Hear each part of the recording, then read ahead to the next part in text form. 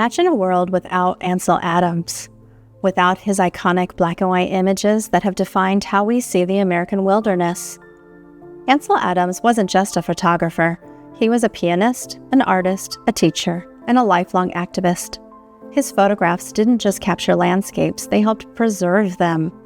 Today we'll walk through his life, tracing how one man's vision reshaped photography, teaching, and conservation. Ansel Easton Adams was born February 20th, 1902 in San Francisco, California. His childhood was anything but ordinary. During the devastating 1906 San Francisco earthquake, he broke his nose, an injury that left him with the distinctive profile we see in portraits throughout his life. He spent most of his childhood studying the piano. Music was his first love, and he practiced tirelessly, hoping one day to perform professionally. But at age 14, a family vacation to Yosemite National Park changed everything. His parents gave him a #1 brownie box camera. With it, Adams captured his first images of Yosemite's granite cliffs and waterfalls. He had discovered a new instrument, not the piano, but the camera. By 1928, Adams had married Virginia Rose Best in Yosemite, whose family owned an art gallery in the Yosemite Valley. Ansel and Virginia would eventually take over the gallery, and today it's known as the Ansel Adams Gallery. Also that year, Adams's work would be exhibited at the Sierra Club in San Francisco, an organization that would shape both his artistic and conservationist life.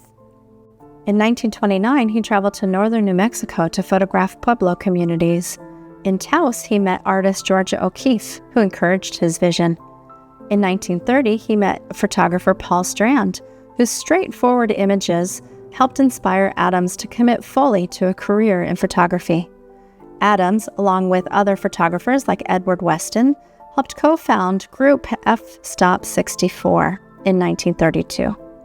Their philosophy, known as modernism or pure photography, rejected soft-focus pictorialism. Instead, they embraced sharp clarity and unmanipulated images. In 1933, Adams's son Michael was born in Yosemite, and that same year, Adams met Alfred Stieglitz, one of the most important figures in modern art photography. And he also opened the Ansel Adams Gallery for Creative Arts at 166 Geary Street in San Francisco, but that gallery was short-lived. Adams's daughter Anne was born in San Francisco in 1935. 2 years later, tragedy struck, though, when his darkroom caught fire, destroying over 5,000 negatives. For many, this would have ended a career, but Adams persevered. During World War II, Adams photographed the Manzanillo War Relocation Center, one of the camps where Japanese Americans were incarcerated. His images captured both the starkness of confinement and the dignity of the people who lived there. In 1946, Adams was awarded a Guggenheim Fellowship, the first of 3 he would earn, enabling him to document national parks and monuments throughout the country. That same year, he founded the Department of Photography at the California School of Fine Arts, which later became the San Francisco Art Institute. By 1955, he had launched his now famous Yosemite photography workshops, training generations of photographers. These workshops are still offered today, a living legacy of his teaching. Adams's popularity soars in his later years. His mural print of Moonrise, Hernandez, New Mexico, sold in 1971 for a record-setting $71,500, the equivalent to over $570,000 today. Adams announced he would stop taking orders for individual prints after December 31st, 1975. The response was overwhelming. 3,000 orders poured in, taking 3 years to complete. In 1979, he appears on the cover of Time magazine at the peak of his reputation as both an artist and an environmental advocate, while sales of his fine prints continue to soar.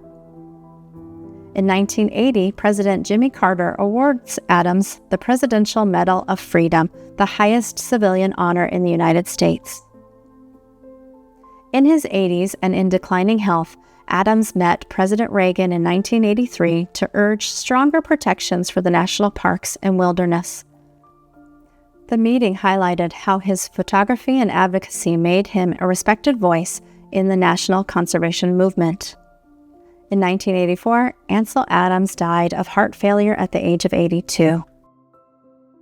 That same year, Senators Alan Cranston and Pete Wilson honored Adams's legacy by designating 100,000 acres of land between Yosemite National Park and the John Muir Wilderness as the Ansel Adams Wilderness Area.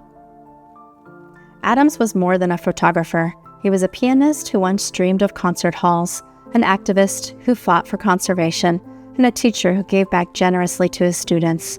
He was famous for his patience, waiting hours, even days, for the perfect light before snapping the picture. He believed in complete control of the photographic process, using large format view cameras and his meticulous zone system to measure exposure and tonal range.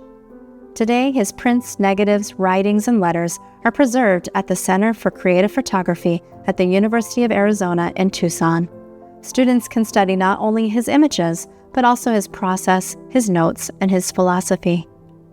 Ansel Adams reminds us that photography isn't just about capturing an image, it's about seeing the world clearly, composing with intention, and using art to inspire people to protect the places that matter most. So next time you raise your camera, remember Ansel Adams. Wait for the right light, compose with purpose, and never forget, your photography might be the image that inspires someone to save a place worth protecting.